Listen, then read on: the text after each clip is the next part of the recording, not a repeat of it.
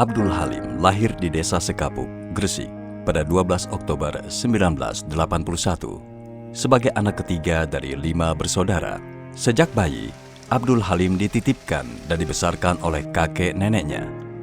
Di usia kelas 5 SD, saya sudah mencoba untuk kerja kalau selesai sekolah, bikin bata, dan kemudian juga itu pun ikut tetangga-tetangga yang kerja di gunung untuk bikin bata. Kita ikut-ikutan nyusun atau bikin, nanti dapat upah berapa yang bisa untuk saya jajan.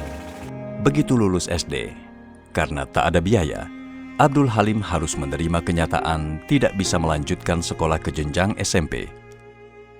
Beruntung saat itu datang tawaran bersekolah gratis di pesantren Sunan Derajat. Ada program baru di pesantren itu, mau alimin, jadi saya sudah tidak sekolah formal lagi. Sekolah pesantren, mau alimin seharusnya itu 6 tahun, saya di situ 2 tahun sekolah, dapat persamaan sanawiyah SMP. Dan kemudian untuk melanjutkan jenjang atasnya lagi, kami juga tidak mampu bayar SPP sehingga saya modal. Dengan tekad mencari kerja, Abdul Halim memutuskan berangkat ke Surabaya. Karena tak ada saudara, ia pun sementara tinggal di Masjid Mujahidin di daerah Tanjung Perak. Hingga suatu hari, Abdul Halim bertemu dengan rombongan pemuda berbadan tegap sedang berlari teratur. Karena saya lihat gagah-gagah dan saya kira itu tentara.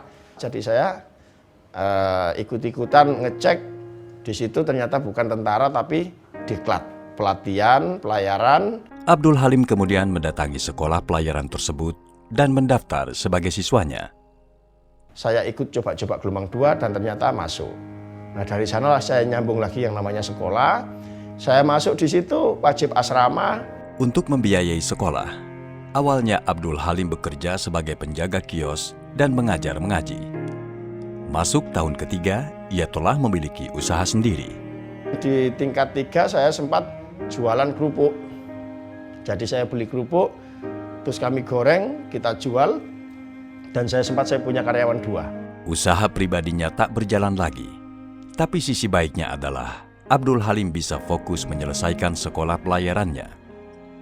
Hanya tersisa 5 mata pelajaran yang belum lulus pada tahun ketiganya.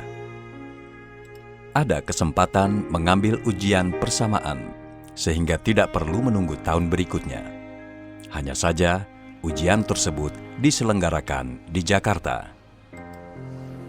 Tapi saya harus ngomong, karena saya memang pengen cepat-cepat lulus. Saya sampaikan, saya kemarin ujian tapi tidak 100% lulus.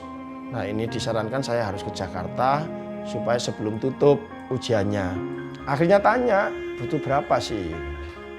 Ya katanya pembayarannya sekitar 250.000 saat itu, tapi ke Jakartanya ini sambil biaya di Jakarta. Terus kakek saya itu ngomong, terus kita mau minta tolong siapa? Dengan bahasa Sekapuk.